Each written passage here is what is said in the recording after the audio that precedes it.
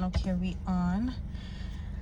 Hey y'all, what's up? So I wanted to do a random unpopular opinions video because I have a few legit unpopular opinions that I feel are valid. So let's go. So my first unpopular opinion is Doja Cat's Scarlet album was actually a really good album. I don't know why people refuse to give Doja Cat her rap credit. I don't know. Maybe because when she broke out in the poppy sound, like sonically, she sounded like a pop star, but she's not. But if you've been listening to Doja since her purr days, she's a rapper. I've been listening to her since 2015, since before she blew up. She's always rapped. It's kind of weird though, because Amala, which is her, like, I think first official project, that was categorized as R&B soul, but she was rapping though.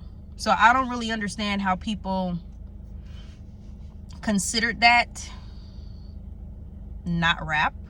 Because if we really want to like make it make sense, the same conversation can be argued for Pink Friday Roman Reloaded. Like, clearly we know Nicki is a rapper, but that album, a lot of that album was singing, but she was still coming on certain, like, she was still rapping her ass off on certain songs, like Hove Lane, I Am Your Leader, type shit.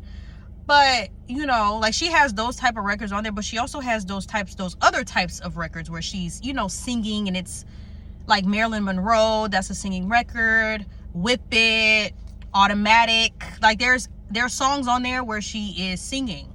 I kind of feel like there's more songs on there singing than there are her rapping. It's just my opinion though. But Nicki's album was categorized as rap, hip-hop rap. But I just really don't like how people don't give her rap credit. Doja Cat is a rapper. She created the album to prove to people that she's a rapper, that she can rap. Like, that was her getting her rap cred. Like, hey y'all, listen, attention, bitch, I'm rapping. Why y'all trying to sit here and say I'm not a rapper? So that's kind of how I feel about that. Yeah, Doja Cat is a rapper. I don't know why. And a lot of people don't really mess with the album, which is so weird, because sonically the album sounds great. Like 97, pull up in that 97 Benz. Yeah, I love it. Gun. Those are my two favorite songs off of the project, other than Paint the Town Red. I don't really like Demons. The song just sounds goofy, I ain't gonna lie to you. But Paint the Town Red, Attention, 97 Gun. There's this song on there called Balut. I don't even know if that's how you say the song, but it's spelled B-A-L-U-T, so I'm assuming it's spelled Balut. And the What You Mean freestyle, which is the very last track of the album, I think she did her shit in terms of showing people, hey, I'm a rapper. Y'all trying to clown me, or y'all trying to clown on my top just because I did that song with SZA and I got that Grammy. I think that's kind of like what that was. But yeah, Unpopular Opinion, Scarlet was a really good album. Better than Planet Her, in my personal opinion. Planet Her just sounded like it just sounded like a bunch of pop. Like, that sounded like a real pop album. And yeah, it is categorized as pop, so yeah, it sounds about right. But no, I think Doja Cat's two best albums thus far for me has to be Amala and Scarlet. Hot Pink doesn't do it for me, but there are those songs on there that really do it for me, like Cyber Sex. Love that song. Obviously, I like Say So. That's a good one. Addictions, I like that song also. There's a few on there that they're like, yeah. But Planet Her, overall, like Hot Pink as an album is just kind of like, okay. I see what y'all were trying to do. Like, y'all were pushing her heavily commercially, so y'all needed that poppy soundy album, I guess. But and then you have Planet Her, which the only song off that album I really like is Ain't Shit. And I mean, I like the song with The Weeknd. That's a good one too. But again, it sounds poppy. It's a singy-songy album. You know, she's singing, he's singing. So it's like, right? And then I like Woman. But again, Woman sounds like a commercial pop record. That's what it was. It was pushed commercially. It was a pop record. So it was a lot of poppy stuff on that album. You know what I'm saying? So, but I haven't went back to the album since I initially listened to the full project. Even with the song that she has with Young Thug, Payday, like that song is okay, but like none of those songs hit like Scarlet or Amala. I could go back and listen to Amala, the whole project, from Roll With Us to All Nighter. Like I could go back to that bitch and listen from top to bottom. Juicy, Tia Tamara, like that album hits in all corners. It's just Planet Her was just like she said, cash grabs. Planet Her, Hot Pink, cash grabs. I completely get it. Like when she crashed out on Twitter and she went on her tangent, I completely understood it. Cause I'm like, girl, I get what you're saying. They was, you know, they had you in the studio making music you didn't even want to make for real. I get it. So make some music that you want to make. And I think she was also crashing out because I don't know. I guess she was just on one. But musically, the crash out in that area made perfect sense. Like, don't put me in this box because this is who you think I am. And yeah, but yeah, for me, Scarlet is a 10 out of 10. I could go back to Scarlet any day. Any day. The only song on there that I kind of cringe at is Wet Vagina and Demons. Those are the two records on there that I just kind of cringe at. But other than that, my favorite three records off that album, 97 Gun and Ouchies. Round One, Fight. Yeah, that song is great. And then I like Balut, of course, and What You Mean Freestyle. Like those are good songs. And then there's like the goofy ones like Shut Yo. And then she did the deluxe, but the deluxe, in my personal opinion, none of those deluxe did anything for me. Like none of them.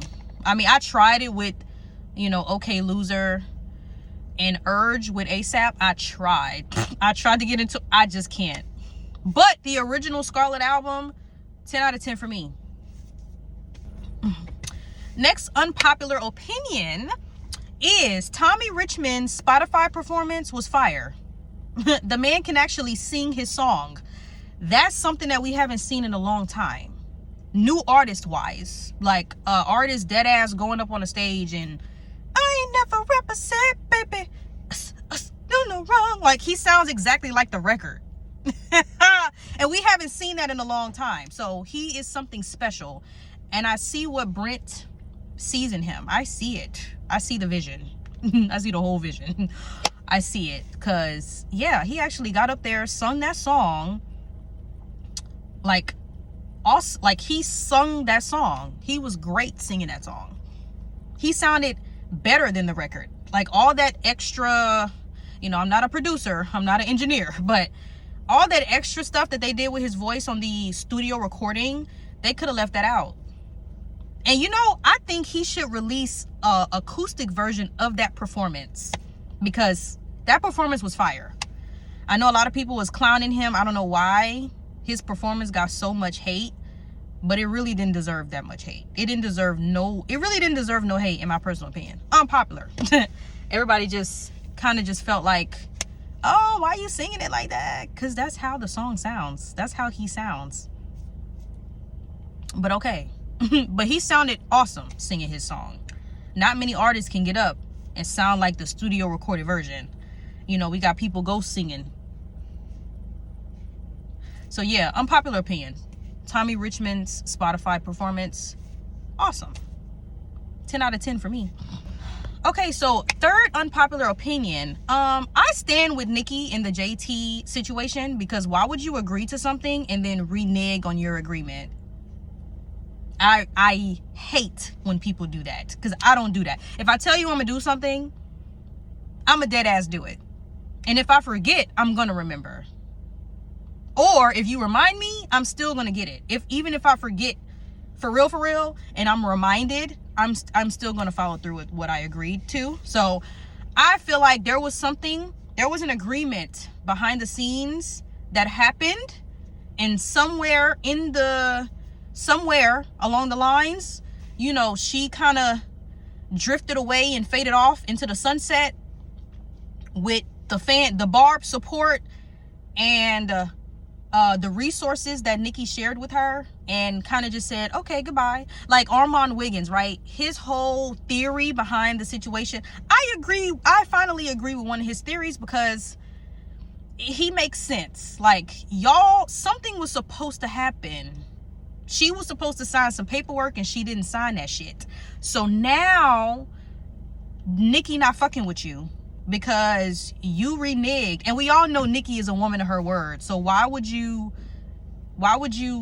agree to something? You know, because, you know, sometimes we agree to things and we're just in a giddy attitude, so we're just agreeing to shit, not really knowing what we're agreeing to. Sometimes that's the case, and sometimes we're not really thinking about what we're agreeing to, but we're just happy, the vibes are good, everybody's in a good mood, so we're just, yeah, sure, I could see it happening. You know how you make unofficial plans with people and they never they never happen, you know, but y'all are just going off of vibes, y'all are just making plans based on vibes. Yeah. I feel like, but again, and I also feel like Nikki involving paperwork with JT was a very smart idea. I feel like she should have did that with Meg. She should have did that with Cardi. She should have did that with Coy. She should have did that with all these people, because at the end of the day, these girls just need a boost real quick. And that's what JT got. JT got her boost, her career boost real quick from the Barbs and Nikki herself, and dipped. Got the resources, got the boost, and went shoo fly real quick. And proceeded to create her own brand and her own project that she released. So I just don't, it's the principle behind it for me. We don't know these people personally, but if y'all came to an agreement on something and you said, hey, I'm going to do this if you do this, or in order for this to happen, this has to be signed. If there was that type of dynamic going on,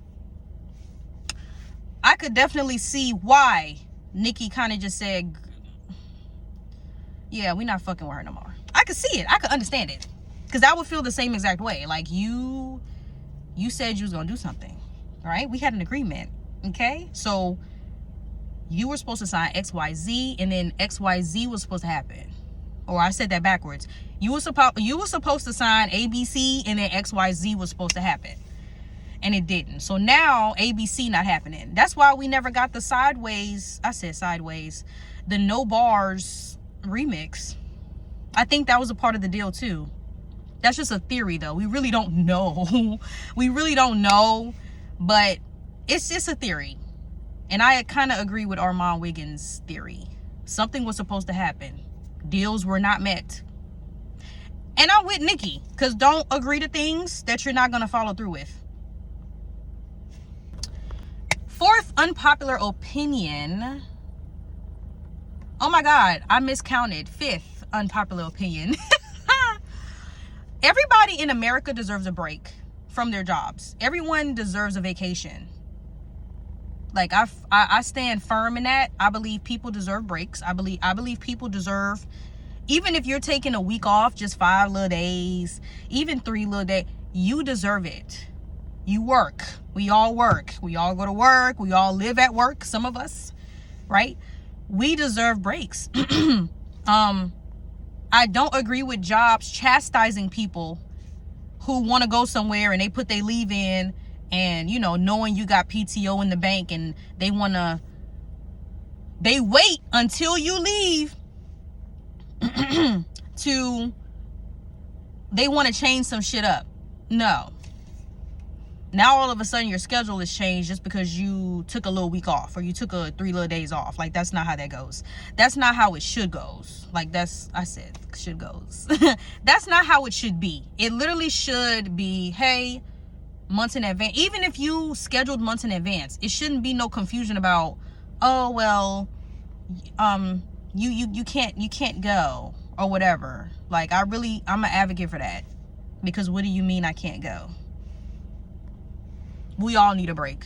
So we not finna play this game of, oh, well, you could take breaks whenever you want, but I can't because I'm the subordinate. Don't know. But yeah, everyone deserves breaks. Everyone deserves time off from work, period.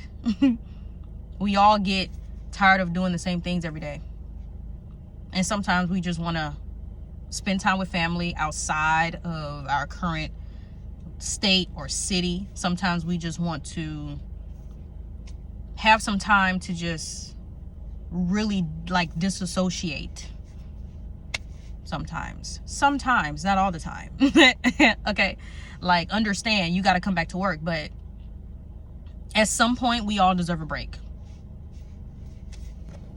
So unpopular opinion number 6, I agree with Fanita in regards to the presidential election and how, you know, us believing that Kamala Harris might even become president is a pipe dream that kind of just needs to die. We live in a very misogynistic, patriarchal country. And if you look at the past generations of presidents, they're all men.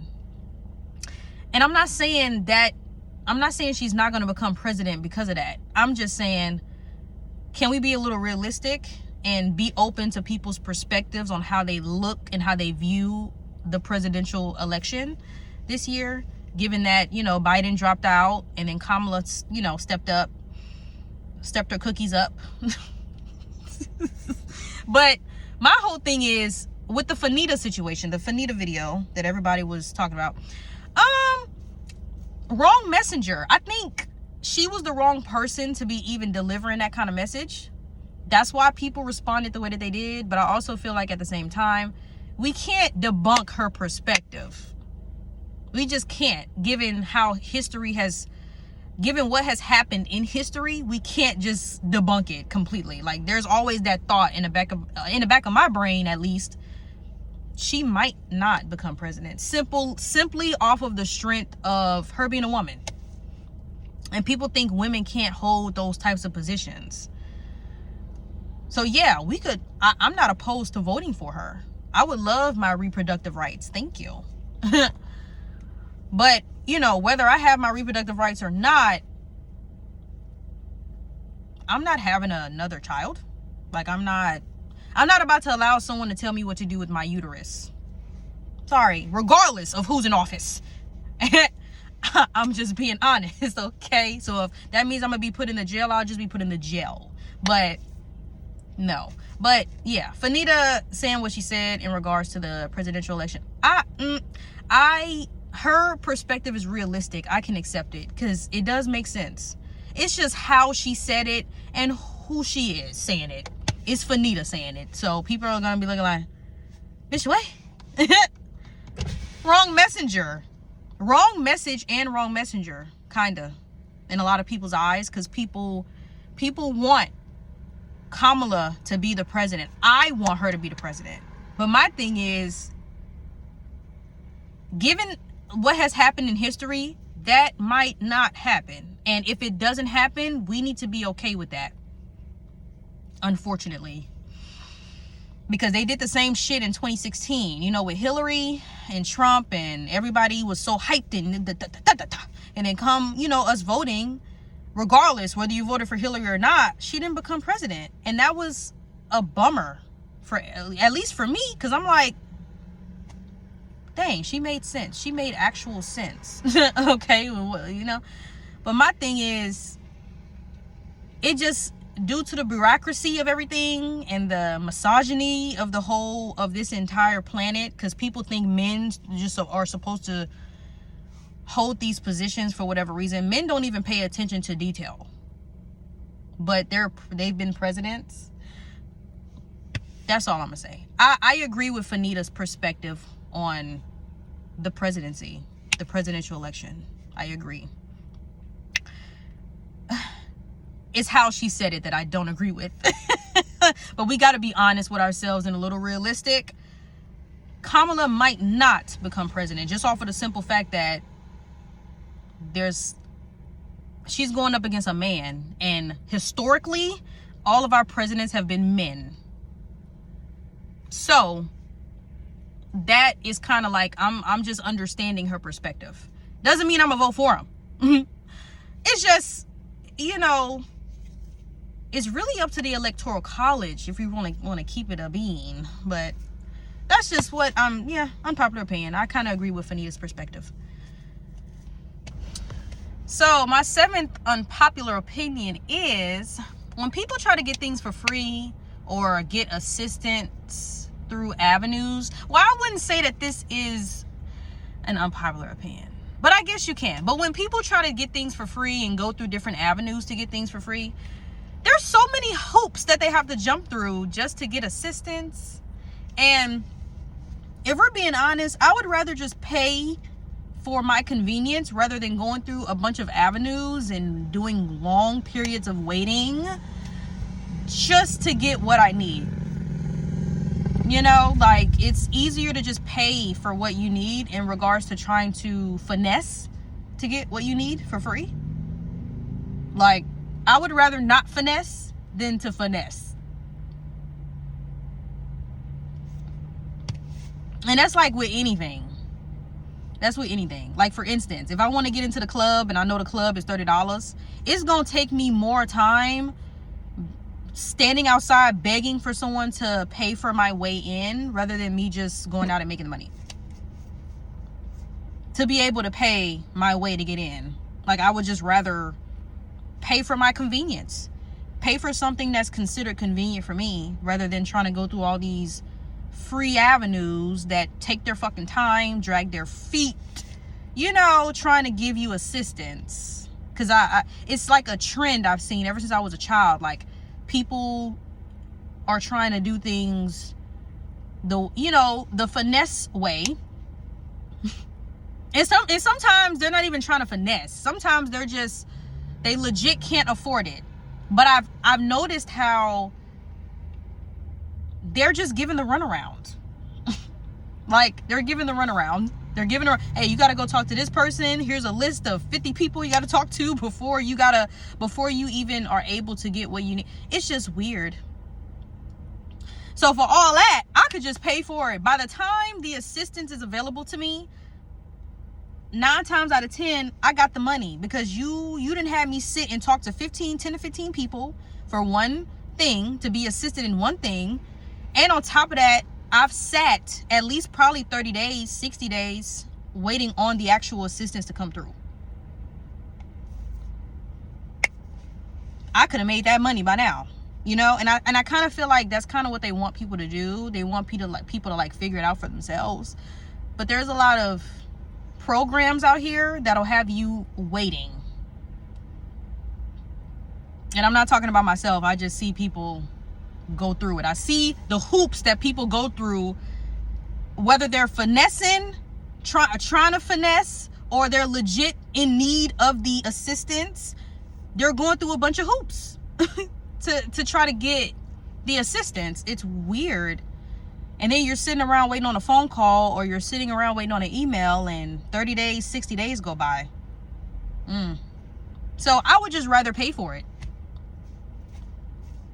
Whatever it is, I would rather go out, attempt to get the money myself through legal means, of course, and just pay for it.